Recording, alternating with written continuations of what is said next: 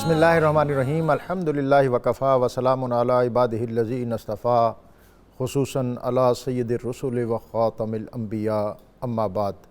نور قرآن کے ساتھ طاہر بخاری آپ سے مخاطب ہے۔ ناظرین، 28ویں پارے کے مضامین سے آج ہم اکتساب فیض کریں گے، اور نور قرآن کا ہمارا یہ قافلہ آج اپنے 28ویں پڑاؤ میں 28ویں پارے کے مضامین اور پھر اس میں شامل 9 صورتوں کے مضامین جو ہیں ان کا مطالعہ کرنے کا اعزاز اور شرف حاصل کریں گے۔ ناظرین، یہ جو بابرکت سفر ہے، اگرچہ یہ ہمیں اطمینان ہے کہ ہم اپنے اختتام کی طرف بڑھ رہے ہیں، لیکن اس کے ساتھ ایک قلق اور ایک یہ بودھ یا فراق کا احساس بھی ہے کہ وہ پرنور ساتیں جو ہمیں روزانہ یہاں قرآن پاک کے مطالعہ میں میسر آتی تھیں، اس سے ہم محروم ہونے جا رہے ہیں۔ لیکن ہم اللہ تعالیٰ کے فضل و کرم اور نبی اکرم صلی اللہ علیہ وسلم کی توسط اور توسل سے یہ التجا اپنے رب کی بارگاہ میں کریں گے کہ وہ قرآن پاک کے ساتھ تمسک کا یہ جو سلسلہ ہم نے ان پرنور ساعتوں میں شروع کیا ہے، اس کو ہماری انفرادی اور اجتماعی زندگی میں جاری رکھنے کی ہمیں توفیق عطا فرمائے۔ آج کے جو ہمارے مضامین ہیں، جس کا آج ہم آغاز کر رہے ہیں 28ویں پارے میں، سورہ مجادلہ ہے، جس میں اللہ رب العزت اس خاتون کی مدینہ کی گلی سے آواز سنتی ہے جس کو قرآن کا قد سمع اللہ قول التی تجادلک فی زوجہا۔ اور اس سے قبل کل ہم جب سورہ حدید کے مضامین جو ہیں ان کو اپنے اختتام کی طرف لے کے جا رہے تھے، تو اس میں معاشرت سازی اور انسان سازی کے حوالے سے جو رہنما خطوط ہمیں عطا ہوئے تھے، اس میں بطور خاص لقد ارسلنا رسلنا بالبینات وانزلنا معهم الکتاب والمیزان، کہ اللہ رب العزت جو ہے اس نے قوموں کی ہدایت کے لیے رسول نازل کیے، اور پھر محض رسول نازل نہیں کر دیے بلکہ ان کے ساتھ ان کو کتاب ہدایت دی، وانزلنا معهم الکتاب والمیزان، اور پھر ان کو میزان یعنی انسانی معاشرے کو قانون اور عدل کے پیرائے میں ترتیب دیا جائے، لیقوم الناس بالقسط، تاکہ یہ معاشرے جو ہیں وہ عدل کے ساتھ مساوات کے ساتھ آگے بڑھیں۔ یعنی اللہ کے رسول اور پھر اس کے ساتھ کتاب، محض یہ 2 چیزیں بھی کافی نہیں سمجھی گئیں، بلکہ کہا کہ ان کا الٹیمیٹ مقصد جو ہے وہ یہ ہو کہ ایک روادارانہ فلاحی معاشرہ تشکیل پائے جس میں عدل کا دور دورہ ہو۔ اور جو چوتھی چیز اللہ تعالیٰ نے یہاں ارشاد فرمائی، وَأَنزَلْنَا الْحَدِيدَ، کہ لوہا عطا کیا، لوہا نازل کیا۔ اس دور میں لوہے سے مراد ڈھال ہے، تلوار ہے، زرہ ہے، اور آج کی جدید ٹیکنالوجی کو اس سے تعبیر کیا جاتا ہے۔ یعنی اس کارگاہ حیات میں کامیابی کے 4 زینے جو ہیں اور 4 امور جو ہیں وہ بطور خاص انسانی قافلوں کو عطا کیے، اور اگر انسانی قافلے عروج، ارتقاء، بلندی اور پیشوائی کے زینے سر کرنا چاہتے ہیں تو وہ ان 4 جو خطوط اللہ تعالیٰ نے عطا کی ہیں اس کے بغیر ممکن نہیں ہے۔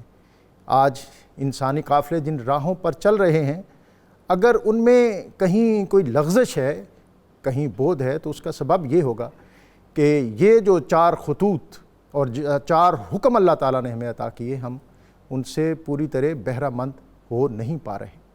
اقبال نے کہا تھا کہ زندگی جہد از استحقاق نیست، کہ زندگی ان لوگوں کو ملتی ہے جو اس کو گزارنے کا قرینہ اور سلیقہ رکھتے ہیں۔ اور وہ ایک حکایت کے پیرائے میں قوموں کے عروج و زوال کی داستان بیان کرتے ہوئے وہ کہتے ہیں کہ ایک پرندے کو پیاس لگی اور وہ باغ کے ایک کونے میں اسے قطرہ شبنم ملا۔ پرندہ اڑا اور اس نے اس پر اپنی چونچ ماری، اور دوسرے ہی لمحے وہ قطرہ اس کے حلق سے نیچے اتر گیا۔ جب سے اس کے قبل اس نے ایک پتھر پر اپنی جب چونچ ماری تو وہ تر نہ ہوئی، اور اس نے کہا کہ قطرہ آب نیم ساقی نیم من برائے دیگراں باقی نیم، کہ تو نے مجھے اپنی ہوس کا نشانہ کرنا چاہا لیکن یہ نہ جانا کہ میں کون ہوں، میری آپ سے تو پرندوں کی چونچ بھی ٹوٹ جاتی ہے۔ اور اقبال نے اس کو اردو میں یوں کہا کہ تقدیر کے قاضی کا یہ فتویٰ ہے ازل سے، ہے جرم ضعیفی کی سزا مرگ مفاجات۔ معاشرت سازی اور انسانیت سازی اس کائنات کا سب سے مشکل کام ہے۔ انبیاء اور رسولوں کے قافلے اور کاروان نے اس دنیا کے اندر یہ سب سے مشکل کام کر کے دکھایا، اور بطور خاص اس کا خوبصورت اور آسن ترین نمونہ ہمیں ریاست مدینہ میں ملتا ہے، جس میں نبی اکرم صلی اللہ علیہ وآلہ وسلم نے ایک ایسی معاشرت قائم کی جس میں لوگ روحانی الذہن تھے، اور عدل اور مساوات کا ایک خوبصورت نظام قائم کر کے دکھایا۔ آج ہم انشاءاللہ اسی پیرائے میں اپنے مضامین کا جائزہ لیں گے۔ ناظرین، مہمانوں کی طرف بڑھنے سے قبل میں آج کا اسم مبارک آپ کی خدمت میں پیش کیے دیتا ہوں۔ الوہاب، بہت زیادہ دینے والا۔ اس اسم کی تاثیر سے سخاوت اور کشادگی اللہ تعالیٰ عطا کرتا ہے۔ اللہ تعالیٰ کے اسماء گرامی اور اسماء حسنہ جو ہیں یہ اپنے اندر بہت سی برکات رکھتے ہیں۔ آج 28واں پارہ ہے، اور 28ویں پارے کے مضامین سے اکتساب فیض کرنے کے لیے ہمارا پینل بہت اعلیٰ ہمیشہ کی طرح مفتی محمد فاروق صاحب، السلام علیکم۔ وعلیکم السلام ورحمۃ اللہ۔ ہمارے دوسرے مہمان علامہ دل محمد چشتی صاحب، السلام علیکم۔ جی وعلیکم السلام۔ آپ کو پروگرام میں خوش آمدید۔ اور آج اللہ رب العزت کی بارگاہ میں حمد کا نذرانہ پیش کرنے کے لیے ہمارے ساتھ موجود ہیں پروفیسر محمد اکبر صاحب، السلام علیکم۔ وعلیکم السلام۔ مفتی صاحب، سورہ مجادلہ اور اس کی بالکل پہلی ہی آیت اور حضرت خولہ ان کا واقعہ، اور اقبال نے کہا تھا کہ افلاک سے آتا ہے نالوں کا جواب آخر، سبحان اللہ۔ اٹھتے ہیں حجاب آخر، ہوتے ہیں خطاب آخر، کہ وہ پسماندہ طبقہ جس کو رومن، گریکز اور اس سے پہلے بابل اور نینوا کی تہذیب میں بھی یعنی عورت کو شاید بعض جگہوں پر تو انسان کے درجے تک سمجھا جانا بھی مشکل تھا، اس کی صدا نبی اکرم صلی اللہ علیہ وسلم کے فیضان کرم کے سبب مدینہ کی گلی سے اٹھی اور عرش بری تک پہنچی۔ جناب جی ڈاکٹر صاحب، یہ خولہ بنت ثعلبہ حضرت عبادہ بن صامت کے بھائی اوس بن صامت کی زوجہ بیوی تھی، اور ان کو اس لیے خواتین پر بہت شرف اور فضیلت حاصل ہے کہ اللہ تعالیٰ نے بطور خاص ان کا ذکر قرآن مجید میں فرمایا ہے۔ سبحان اللہ۔ اس سے ایک بات تو خواتین کے لیے یہ رول ماڈل بنی کہ خواتین بھی اگر اپنی حقیقت کو پہچانیں اور اپنی اصل اور اپنی جڑ کو نہ چھوڑیں تو اللہ تعالیٰ ان کو اتنی عزت دیتا ہے کہ اپنے دربار میں ان کا خود ذکر بھی فرماتا ہے۔ سبحان اللہ، سبحان اللہ۔ ہمیں سنائی دے نہ دے، آج بھی ملائکہ کے سامنے ایسی خواتین ہوں گی جن کا بارگاہ ربوبیت میں تعریف کی جاتی ہوگی، توصیف کی جاتی ہوگی۔ ہوا یوں کہ خولہ بنت ثعلبہ کی عمر کافی ادھیڑ ہو چکی تھی، ضعیف العمر تھیں، بڑھاپے میں تھیں، تو خاوند کے ساتھ کسی معاملے میں تھوڑی سی تلخی ہو گئی، تو خاوند نے ان کو کہہ دیا انتی علیہ کا ظہری امی، کہ تو مجھ پر ایسے ہے جیسے میری ماں ہے۔ زمانہ جاہلیت میں ان الفاظ سے عورت مرد پر حرام قرار پاتی تھی۔ اسلام میں ابھی اس کے احکام نازل نہیں ہوئے تھے، تو اسی پرانے دستور کے مطابق یہ دونوں ایک دوسرے سے پیچھے ہٹ گئے، اور اوس بن صامت بھی بڑے پریشان ہو گئے اور یہ بھی بہت پریشان ہو گئی۔ تو حضرت خولہ یہی مسئلہ دریافت کرنے کے لیے بڑی پریشانی کے عالم میں حضور کی خدمت میں آئی۔ عرض کی یا رسول اللہ صلی اللہ علیہ وسلم، مجھے میرے خاوند بہت پیارے ہیں، میری ان سے اولاد ہے، میں ضعیف العمر ہوں، وہ بھی بڑھاپے میں ہیں، ہم ایک دوسرے سے جدا نہیں ہونا چاہتے۔ تو یہ کلمات انہوں نے مجھے کہے ہیں، اب میرے لیے اس میں سے آپ کوئی گنجائش نکالیں، کوئی راستہ نکالیں، مجھے حکم الہی بتائیں۔ سرکار کریم علیہ الصلوۃ والسلام نے فرمایا کہ خولہ اس بارے میں ابھی مجھ پر کوئی احکام نازل نہیں ہوئے۔ انہوں نے پھر عرض کی حضور کو مہربانی کر دیں۔ سرکار کریم نے فرمایا مجھ پر ابھی احکام نہیں آئے اس کے۔ وہ بار بار یوں کہتی رہیں، حضور سے بحث کرتی رہیں، بالآخر انہوں نے دیکھا کہ سرکار کریم علیہ السلام مجھے جواب اس حوالے سے نہیں دے رہے کیونکہ حکم الہی نہیں آیا ہوا، تو انہوں نے اپنے ہاتھ اٹھائے اور اللہ تعالیٰ کی بارگاہ میں اپنی فریاد پیش کی اور اپنے دکھ اور اپنے درد کو بیان کیا۔ تو اسی وقت ہی سرکار کریم علیہ الصلوۃ والسلام پر وحی کے آثار ظاہر ہونا شروع ہو گئے۔ قریب ہی ام المومنین سید عائشہ صدیقہ رضی اللہ عنہا بیٹھی ہوئی تھیں۔ اب میں خولہ چپ ہو جاؤ، مبارک ہو، وحی کے آثار ظاہر ہو گئے، حکم الہی آ رہا ہے۔ تو تھوڑی دیر بعد سرکار کریم علیہ الصلوۃ والسلام نے پھر یہ آیات پڑھی۔ سبحان اللہ۔ اب اس آیت میں دیکھیں کتنا خوبصورت تذکرہ ہے، اور حضرت خولہ کی دل جوئی بھی کی گئی، ان کی حوصلہ افزائی بھی کی گئی، اور تمام مومنین اور مومنات کو یہ بتایا گیا کہ جو تم اس دربار میں اپنی عرض پیش کرتے ہو، ایسا نہیں ہے کہ وہاں سنا نہیں جاتا، وہ مالک تم سب کی سنتا ہے۔ قد سمع اللہ قول التی تجادلک فی زوجہا، بے شک اللہ تعالیٰ نے اس کی بات سن لی جو اپنے خاوند کے بارے میں آپ سے تکرار کر رہی تھی۔ واہ سبحان اللہ۔ وَتَشْتَكِي إِلَى اللَّهِ، اور اللہ سے اپنے رنج و غم کا بیان کر رہی تھی، عرض کر رہی تھی، شکایت کر رہی تھی۔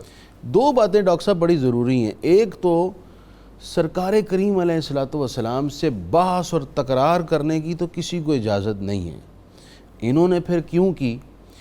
سرکار سے وہ بحث اور تکرار ممنوع ہے جو آپ سے مخالفت یا مقابلے پر کی جائے، جو بے ادبی لیکن بطور باندی یا بطور غلام، چونکہ ساری حضور کی امت حضور کے سامنے اس طرح ہے جیسے غلام اور باندی ہوتی ہیں، کنیزیں ہوتی ہیں، سبحان اللہ۔ تو کرم طلب کرنے کے لیے بار بار عرض کریں، یہ ممنوع نہیں ہے، اس کی اجازت ہے جو حضرت خولہ نے کی ہے۔ سبحان اللہ۔ دوسری بات، اللہ تعالیٰ سے شکایت کرنا، ہر شکایت ممنوع نہیں ہے، وہ شکایت ممنوع ہے جس میں بے صبری ہو، لیکن وہ درد، وہ دکھ اس دربار میں پیش کرنا جس کا مداوع اس کے علاوہ اور کہیں ہو ہی نہیں سکتا، یہ بالکل جائز اور روا ہے۔ واللہ یسمع تحاورکما، اللہ تعالیٰ بے شک تم دونوں کی گفتگو سن رہا تھا۔ ان اللہ سمیع بصیر، بے شک اللہ سننے والا دیکھنے والا ہے۔ حضرت خولہ کی اسی فضیلت کے پیش نظر حضرت عمر اور صحابہ ان کا بڑا احترام کرتے تھے۔ حضرت عمر ایک دفعہ اپنے دربار زمانہ خلافت میں تشریف لے جا رہے تھے، تو راستے میں حضرت خولہ آ رہی تھی۔ حضرت عمر انہیں دیکھ کر رک گئے اور ان کی بات سننے لگ پڑے۔ انہوں نے حضرت عمر کو نصیحتیں کرنا شروع کر دیں۔ فرمایا عمر یاد ہے ایک وقت تھا تمہیں عمیر کہا جاتا تھا، پھر ایک وقت آیا تم عمر بن گئے، اور اب تمہیں امیر المومنین کہا جاتا ہے۔ موت یاد رکھنا اور حساب نہ بھولنا۔ حضرت عمر ان کی نصیحتیں سن رہے تھے بڑے غور سے، تو بعض آپ کے رفقاء نے کہا حضور آپ ان کی باتیں اتنی دیر سے سن رہے ہیں، اب چلیے۔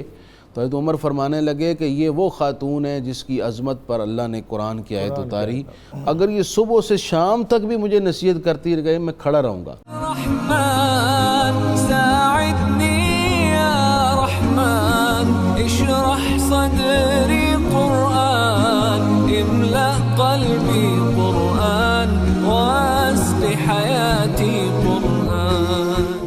رحمان ساعدنی یا رحمان، اشرح صدری قرآن، املأ قلبی قرآن، واسق حیاتی قرآن۔ جناب علی۔ بسم اللہ الرحمن الرحیم۔ زہار، یہ میاں بیوی کے درمیان ایک معاملہ جب اس نوعیت کا بن جاتا ہے تو وقتی طور پر ایک حرمت ثابت ہو جاتی ہے، یہ حرمت متناہی ہوتی ہے، زہار کا کفارہ دینے کے ساتھ یہ حرمت ختم ہو جاتی ہے۔ تو حضرت خولہ بنت سالبہ، یہ زہار کا جو کفارہ جس کا آپ ذکر فرما رہے ہیں یہ پہلے نہیں تھا؟ زہار کا کفارہ پہلے نہیں تھا، کیونکہ زمانہ جاہلیت کے اندر زہار مثل طلاق کے تھا۔ جس طرح طلاق سے حرمت معبدہ ثابت ہو جاتی ہے 3 طلاقوں کی وجہ سے، اسی طرح زہار سے بھی ہمیشہ کی حرمت ثابت ہو جاتی تھی۔ بلکہ شاید طلاق سے بھی ذرا آگے کی طرف چلا جاتا ہے معاملہ، جی، کہ طلاق میں تو شاید بعض صورتوں میں رجوع کی جی، یعنی 1 طلاق ہو، 2 طلاق ہو، تو 3 کے بعد تو حرمت پکی ثابت ہوتی ہے۔ تو زہار میں پکی حرمت تھی۔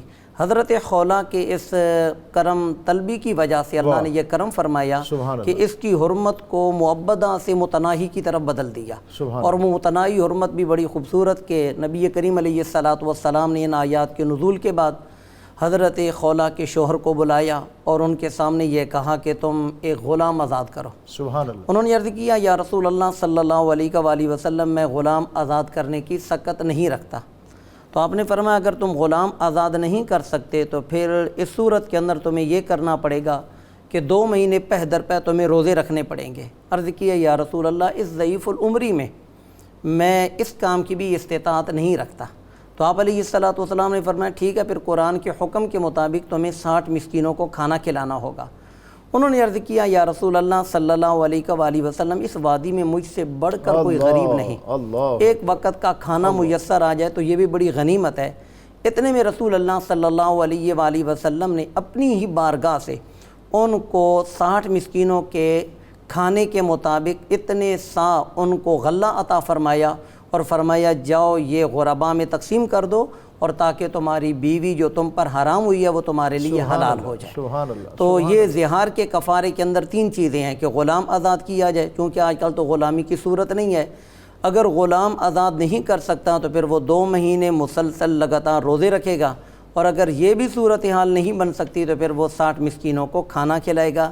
اس کو اللہ نے اپنی حد اور اپنا حکم قرار دیا، اور اللہ کے ہی احکام پر عمل درآمد کرنے کی وجہ سے دنیا میں بھی فلاح ہے اور آخرت میں بھی کامیابی ہے۔ اور نبی اکرم صلی اللہ علیہ وسلم کی بارگاہ میں جب حاضر ہوں تو پھر ان سے وہ خود بھیک دیں اور خود کہیں منگتے کا بھلا ہو۔ سبحان اللہ۔ یعنی مسئلے کا حل ایسا میسر آیا کہ قیامت تک کے لوگوں کے لیے اس میں گنجائش اور رعایت انہیں مل گئی۔ میں چاہوں گا کہ آپ سورہ حشر کی جو آیت نمبر 10 ہے وَالْإِخْوَانِنَ الَّذِينَ سَبَقُونَ بِالْإِيمَانِ، مومنین کی اقسام اور ان کی پہچان اور ایصال ثواب، اس کا مستحسن عمل جو ہے، اس حوالے سے اس آیت میں جو امور بیان ہوئے ہیں اس پر بھی ہمیں تھوڑی روشنی عطا فرما دیں۔ بسم اللہ الرحمن الرحیم۔ چونکہ اس آیت سے قبل اللہ رب العزت نے ان اہل ایمان کی تعریف کی جنہوں نے شہر مدینہ کو اپنا مسکن بنایا اور ایمان کو بھی اپنا مسکن بنایا۔ سبحان اللہ۔ یہاں آپ کی اجازت سے میں ایک بات کہنا چاہوں گا کہ شیخ محقق حضرت شیخ عبدالحق محدث دہلوی علیہ الرحمہ نے یہاں پر ذکر کیا کہ شہر مدینہ کے ناموں میں سے 2 نام یہاں اس آیت میں ذکر کیے گئے، ایک دار اور دوسرا الایمان۔ واہ، انہوں نے ایمان کو بھی اپنا مسکن بنایا۔ سبحان اللہ، تو شہر مدینہ کو ایمان کیوں کہا جاتا ہے؟ سبحان اللہ۔ تو شیخ صاحب فرماتی ہیں کہ حدیث مبارکہ سے ثابت ہے کہ ایمان جس کو بھی اس دنیا کے اندر ملتا ہے تو وہ ایمان دینے والا فرشتہ جس کی یہ ڈیوٹی ایمان تقسیم کرنے پہ لگی ہوئی ہے، اس نے شہر مدینہ کو ہی اپنا مرکز بنا رکھا ہے۔ واہ واہ واہ۔ تو اس وجہ سے شہر مدینہ کو ایمان کہا جاتا ہے۔ تو یہاں ان شہر مدینہ کو اپنا مسکن جن لوگوں نے بنایا وہ انصار، اور انصار نے بڑی محبت کی ان لوگوں کے ساتھ جو ہجرت کر کے یہاں آئے اور بڑے خوبصورت انداز میں ان کے ساتھ تعاون کیا۔ تو اللہ رب العزت نے آگے ارشاد فرمایا والذین جاؤوا من بعدہم، کہ ان مہاجرین و انصار کے بعد قیامت تک جو لوگ مومن آئیں گے تو ان کو چاہیے یہ یقولون، اگرچہ مضارع کا لفظ ہے، خبر کا معنی دیتا ہے، لیکن یہاں یہ امر کے معنی میں ہے کہ ان کو یہ چاہیے کہ وہ یہ دعائیں کریں۔ کیا دعائیں کریں؟ کہ اے اللہ ہمیں معاف کر۔ سب سے پہلے اپنے لیے معافی کی دعا، کیونکہ انسان خود جب مغفور ہوگا تو دوسروں کے حق میں اس کی دعا قبول ہوگی۔ اور ولی اخواننا، اور یہاں کرم والے کرم یہ ہے کہ ان صحابہ کرام کو بعد والے لوگوں کا بھائی قرار دے دیا سبحان اللہ۔ اور ظاہر ہے کہ یہ بھی ایک مواخات کا سلسلہ، اور صحابہ کرام کو جب اللہ نے ہمارا بھائی قرار دے دیا تو انشاءاللہ العزیز اس بھائی ہونے کے ناطے صحابہ کرام قیامت والے دن ہمارے حق میں سفارش کریں گے، اور ہم جیسے گناہ گاروں کو بخشوا کر اللہ کے حضور جنت کا حصول ہمیں دیں گے۔ ان کے لیے ہمیں حکم دیا گیا کہ بھئی وہ جو ہم سے پہلے ایمان لائے ہم ان کے لیے بخشش کی دعا کریں۔ سبحان اللہ۔ اور آگے یہ فرمایا گیا وَلَا تَجْعَلْ فِي قُلُوبِنَا غِلًّا لِّلَّذِينَ آمَنُوا، اپنے رب سے یہ دعا کرو کہ اے اللہ کسی بھی مومن کے بارے میں ہمارے دل کے اندر کوئی حسد، کینہ، قدورت، بغض یہ نہ ہو۔ سبحان اللہ۔ اور اے ہمارے رب تو بخشنے والا اور رحم کرنے والا ہے۔ یہاں پر 3 قسم کے مومنین کا ذکر کیا گیا، ایک ہیں انصار، اور دوسرے ہیں مہاجرین، اور تیسرے ان کے بعد آنے والے لوگ۔ اب بعد میں آنے والے لوگوں کے لیے کیا کہ وہ ان کے لیے مغفرت کی دعا کریں۔ اب مغفرت کی دعا کرنے کا مطلب یہ ہوتا ہے کہ ان کی روح کو خوش کرنا، اور روح کو خوش کرنا اس کے کئی طریقہ کار ہیں کہ جس طرح کہ حضرت سعد رضی اللہ تعالی عنہ کی والدہ محترمہ کے لیے نبی کریم علیہ الصلوۃ والسلام نے کنویں کا ارشاد فرمایا، پھر کنویں کے موقع پر آپ تشریف لائے اور کہا ہذہ لام سعد، یہ حضرت سعد کی ماں کے لیے کنواں ہے۔ تو یہ بھی ایک مغفرت کا طریقہ ہے، ایصال ثواب کا طریقہ ہے۔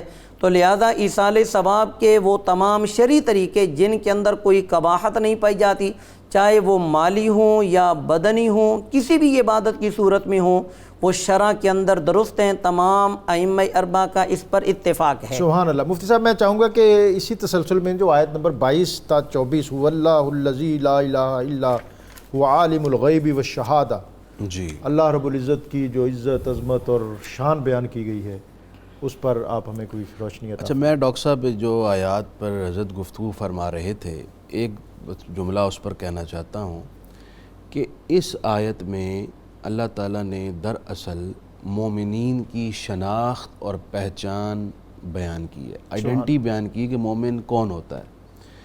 اس سے پہلے مومنین کی دو قسمیں بیان ہوئی، مہاجرین اور انصار۔ نہ ہم مہاجر ہیں نہ ہم انصار ہیں، تو اب ہماری شناخت کیا ہے وہ اس آیت میں بیان کی گئی، والذین جاءوا من بعدہم یقولون ربنا اغفر لنا ولاخواننا الذین سبقونا بالایمان۔ سبحان اللہ۔ ہماری آئیڈینٹی یہ بیان کی گئی ہے کہ اب جو مومن ہوگا اس کی علامت یہ ہے، وہ یہ دعا کرتا ہے اللہ مجھے بھی بخش دے، اور جو ہمارے مسلمان اس دنیا سے چلے گئے ہیں ہم سے پہلے ان کی بھی بخشش فرما۔ سبحان اللہ۔ تو مومن کی اب علامت ہی یہی ہے کہ وہ ایصال ثواب پر یقین رکھتا ہے اور فوت شدگان کے لیے دعائیں کرنے پر وہ یقین رکھتا ہے، اور اللہ تعالیٰ ان پر مہربانی کرتا ہے، اس بات پر اس کا ایمان ہوتا ہے۔ اب ہم آتے ہیں اس آیت کی طرف۔ یہ 3 آیات ہیں سورہ حشر کی، آخری 3 آیات۔ 2 حدیثیں ہیں، ایک ترمذی میں، ایک شعب الایمان میں۔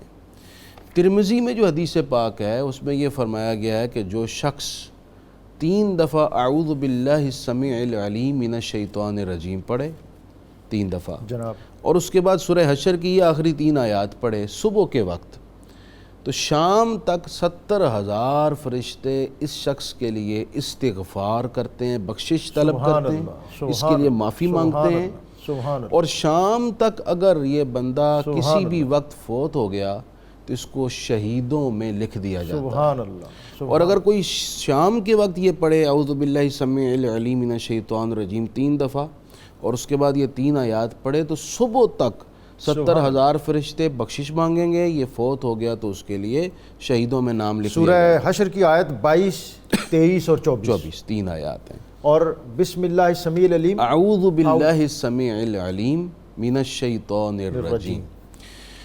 دوسری حدیث پاک حضرت امامہ باہلی کی شعب الایمان میں ہے کہ نبی پاک علیہ الصلوۃ والسلام نے فرمایا جس نے سورہ حشر کی یہ 3 آیات پڑھی، اس میں وہ ذکر نہیں ہے کہ ساتھ اعوذ باللہ السمیع العلیم من الشیطان الرجیم بھی پڑھا، صبح پڑھی تو شام تک اگر وہ کسی وقت فوت ہو گیا تو اللہ تعالیٰ اس پر جنت واجب کر دیتا ہے۔ سبحان اللہ۔ یہ الفاظ ہیں واجب کر دیتا ہے۔ سبحان اللہ۔ اور اگر شام کو پڑھا تو صبح تک کسی لمحے وہ فوت ہو گیا تو اس کے لیے جنت واجب ہو جاتی ہے۔ یہ کہنے کا مقصد ہے کہ یہ آیات وہ ہیں جو چھوڑنے والی نہیں ہے، واہ، یہ بھلانے والا عمل نہیں ہے، یعنی اپنے روزمرہ کے معمول میں ان کو مستقل شامل کرنا چاہیے، شامل کرنا چاہیے، بلکہ روزانہ صبح و شام پڑھ کے اپنے آپ کو محفوظ کرنا محفوظ کرنا چاہیے۔ رحمن ساعدني يا رحمن اشرح صدري قرآن املأ قلبي قرآن واسق حياتي قرآن رحمن ساعدني يا رحمن اشرح صدري قرآن املأ قلبي قرآن واسق حياتي قرآن۔ مفتی صاحب میں آپ سے چاہوں گا کہ یا ایھا النبی اذا جاءک المؤمنات، کہ اے رسول، اے پاک رسول، آپ کے پاس جو عورتیں بیعت کے لیے حاضر ہو رہی ہیں، اس حوالے سے یہ ہماری سورہ ممتحنہ میں جو حکم ارشاد ہوا ہے اس کی تفصیل ہمیں ذرا عطا فرمائیں۔ جی، بسم اللہ الرحمن الرحیم۔ سورہ ممتحنہ کی یہ آیہ نمبر 12، اس کے اندر عورتوں کی بیعت کا ذکر ہے۔ یہاں یبایعن کا جو لفظ استعمال ہوا، مبایعت، 2 شخصوں کا باہم کوئی سودا کرنا، مقابلۃ الشیء بالشیء، ایک شے کو دوسری شے کے بدلے میں لین دین کرنا، اس کو بیعت کہتے ہیں۔ کیونکہ یہاں پر بھی انسان ایمان لا کر، یعنی اپنی جان اور اپنا مال اللہ اور اس کے رسول کے حضور پیش کر کے اس کے بدلے میں وہ جنت اور اللہ کی رضا پاتا ہے۔ اس وجہ سے اس کو بھی مبایعہ اور بیعت کے نام سے یاد کیا جاتا ہے۔ اس آیت میں خاص طور پر عورتوں کی بیعت کا ذکر ہے۔ تو نبی کریم صلی اللہ علیہ وآلہ وسلم فتح مکہ کے موقع پر جب صفا پہاڑی پر آپ نے خطبہ دیا، خطبے سے فارغ ہونے کے بعد پہلے مردوں کو موقع ملا اور مرد جوق در جوق اسلام لایا اور انہوں نے بیعت کی، اور پھر اس کے بعد خواتین کو موقع ملا۔ تو خواتین جب آپ صلی اللہ علیہ وسلم کی بارگاہ میں آئیں تو اس وقت جن بنیادی باتوں پر ان سے بیعت لی گئی، ان میں سے پہلی بات تو یہ تھی کہ وہ اللہ کے ساتھ کسی کو شریک نہیں ٹھہرائیں گی، اور دوسری بات یہ تھی کہ وہ ولا یسرقن، کہ وہ چوری نہیں کریں گی، ولا یزنین، اور وہ زنا نہیں کریں گی، ولا یقتلن اولادہن، اور وہ اپنے بچوں کو قتل نہیں کریں گی جس طرح کہ زمانہ جاہلیت میں تھا، اور دوسرا کہ وہ بہتان نہیں گھڑیں گی۔ اور بہتان اس آیہ مبارکہ کے اس حصے کا ایک مطلب یہ ہے کہ بھئی مثال کے طور پر اگر کوئی عورت ایسی ہے جس کی اولاد نہیں ہو رہی اور شوہر اس کو اس وجہ سے اپنے نکاح میں رکھنا پسند نہیں کرتا، تو وہ عورت شوہر کو بتائے بغیر کوئی بچہ گرا پڑا اٹھا کر اپنے شوہر کی طرف منسوب کر دیتی ہے کہ یہ تمہارا ہی بچہ ہے۔ تو اس سے منع کیا گیا کہ بھئی کسی کی اولاد کو اپنے شوہروں کی طرف منسوب نہ کرو، اور آگے ان کو کہا گیا ولا یعصینک فی معروف، کہ کسی بھی بھلائی والی بات میں وہ اللہ اور اس کے رسول کی کسی بھی صورت میں نافرمانی نہیں کریں گی۔ اے پیارے نبی، اگر یہ عورتیں اس بات پر تیار ہو جائیں تو ضرور آپ ان سے بیعت لیں۔ چنانچہ حضرت عمر فاروق رضی اللہ تعالیٰ عنہ نبی کریم صلی اللہ علیہ وآلہ وسلم کی طرف سے بھی ترجمان تھے اور خواتین کی طرف سے بھی ترجمان تھے۔ رسول اللہ صلی اللہ علیہ وآلہ وسلم نے ایک بڑا برتن منگوایا، ٹپ، جس کے اندر آپ نے پانی ڈالا، اپنے مبارک ہاتھوں کو آپ نے اس میں ڈبو دیا، پھر جن جن خواتین سے بیعت لینی تھی یا جو آئی تھیں یہ اسلام کے اندر داخل ہونا چاہتی تھی، انہوں نے اپنے ہاتھ اس برتن کے اندر پانی میں ڈبو دیے۔ نبی کریم صلی اللہ علیہ وسلم جو بات ارشاد فرماتی حضرت عمر فاروق ان خواتین تک پہنچاتے، اور یہ خواتین جو کچھ کہتی تو حضرت عمر فاروق ان میں سے ضروری بات نبی کریم صلی اللہ علیہ وآلہ وسلم کی بارگاہ میں پہنچاتے۔ علامہ صاحب، ہم تو آج کل دیکھ رہے ہیں کہ براہ راست جو مفتی ہیں، پیر ہیں، شیخ ہیں، وہ عورتوں سے ہاتھ پہ ہاتھ پکڑ کے بیعت کرتے ہیں۔ اور ہاں جی، یہ خود ساختہ پیر یا خود ساختہ مفتی، ان کی تو طرز زندگی ہی کچھ اور ہے۔ یہ یعنی جو نبی صلی اللہ علیہ وسلم کا اسوہ ہے یہ اس کے مطابق نہیں، اس کے مطابق نہیں، کیونکہ بیعت ایک شرعی عمل ہے، اور شرعی عمل کی پوری رہنمائی جب ہمیں قرآن و حدیث سے ثابت ہے، ہمیں حاصل ہو رہی ہے، پھر اس کو ہٹ کر ہم اپنی رائے زنی کے سے کام لیتے ہوئے خلاف شرع کام کا ارتکاب کریں، یہ ڈاکٹر صاحب یہ دو جرم بن جاتے ہیں۔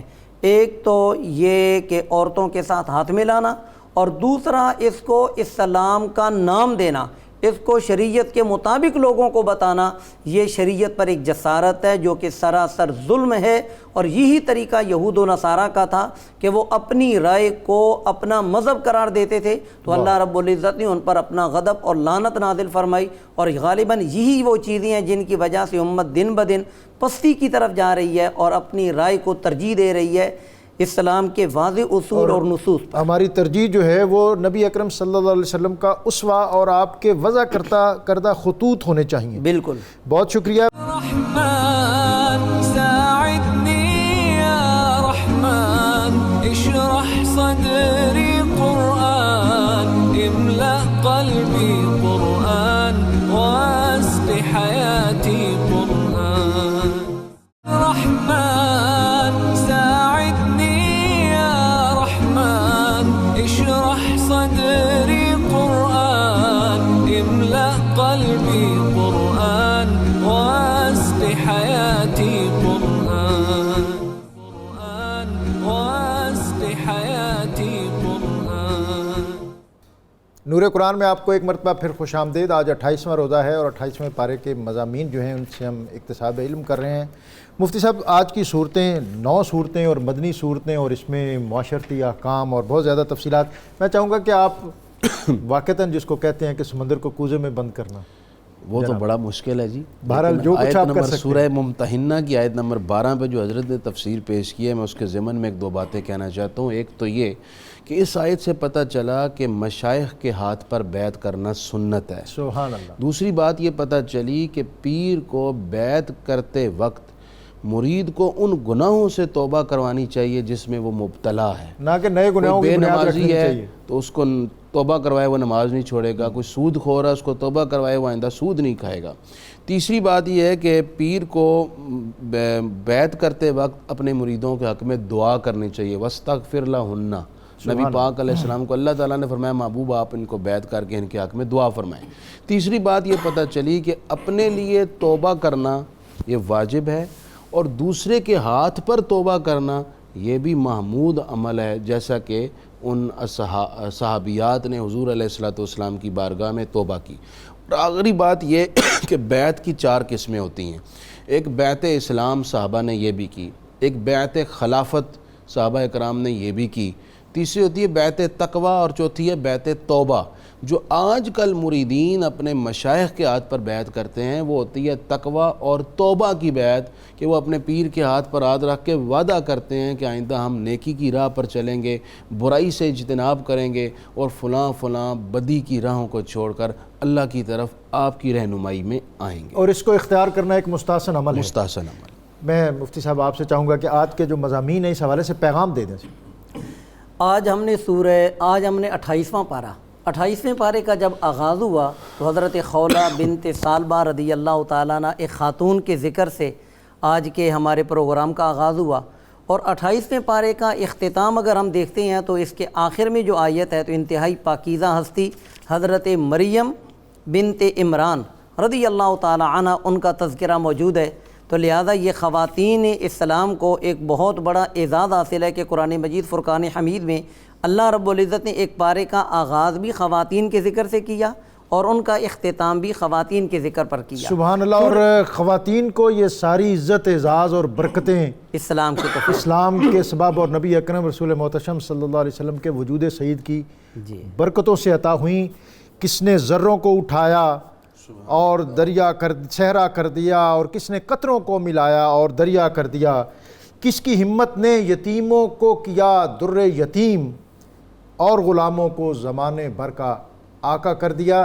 نبی اکرم رسول محتشم صلی اللہ علیہ وسلم نے دنیا کے اندر معاشرت سازی، کردار سازی اور کریکٹر بلڈنگ کے حوالے سے جو معیار عطا کیا، آج اس کو اپنانے کی بہت ضرورت ہے. اور اقبال نے کہا تھا کہ شب پیش خدا باگزیشتم زار مسلمانہ چرازارند و خارند، کہ میں گزشتہ شب اللہ کی بارگاہ میں التجا کر رہا تھا کہ یا اللہ یہ مسلمان جو ہیں یہ آوارہ و پریشان کیوں ہیں.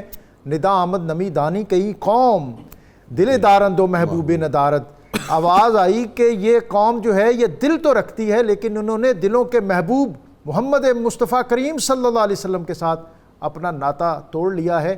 آج اس تعلق کو مضبوط اور مستحکم کرنے کی اشد ضرورت ہے. اور قرآنی وظیفہ جس کی آپ کو بہت زیادہ ضرورت طلب اور انتظار رہتا ہے، یریدون لیطفئوا نور اللہ بافواہہم واللہ متم نورہ ولو کرہ الکافرون هو الذی ارسل رسولہ بالہدی ودین الحق لیظہرہ علی الدین کلہ ولو کرہ المشرکون. دشمنوں کی بدخائی سے بچنے اور محفوظ رہنے کے لیے 11 دن تک دوپہر کے وقت 1000 دفعہ ان آیات کا پڑھنا انتہائی مجرب ہے. اللہ تعالیٰ آپ کو اور مجھے حفاظت میں رکھے. میں مہمانوں کے شکریہ کے ساتھ پروفیسر محمد اکبر صاحب سے درخواست گزار ہوں کہ اللہ رب العزت کی بارگاہ میں حمد کا نذرانہ پیش کریں. وہی رب ہے جس نے تجھ کو ہمتن کرم بنایا. وہی رب ہے جس نے تجھ کو ہمتن کرم بنایا. ہمیں بھیک مانگنے کو تیرا آستاں بتایا. تجھے حمد ہے خدایا. تجھے حمد ہے خدایا تم ہی حاکم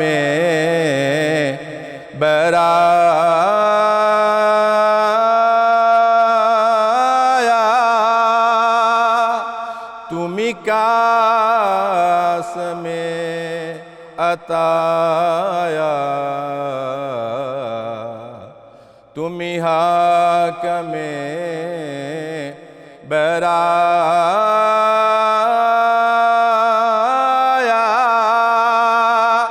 تم ہی قاسم عطایا تم ہی دافع بلایا تم ہی شافع خطایا کوئی تم سا کون آیا تجھے حمد ہے خدایا اور یہی بولے سدرا والے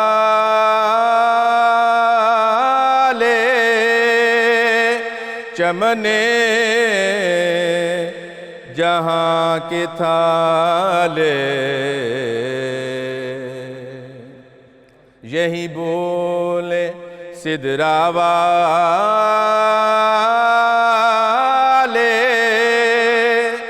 چمنے جہاں کے تھالے سبھی میں نے چھان ڈالے تیرے پایا کا نہ پایا تجھے یک نے رحمن ساعدني يا رحمن اشرح صدري قرآن املأ قلبي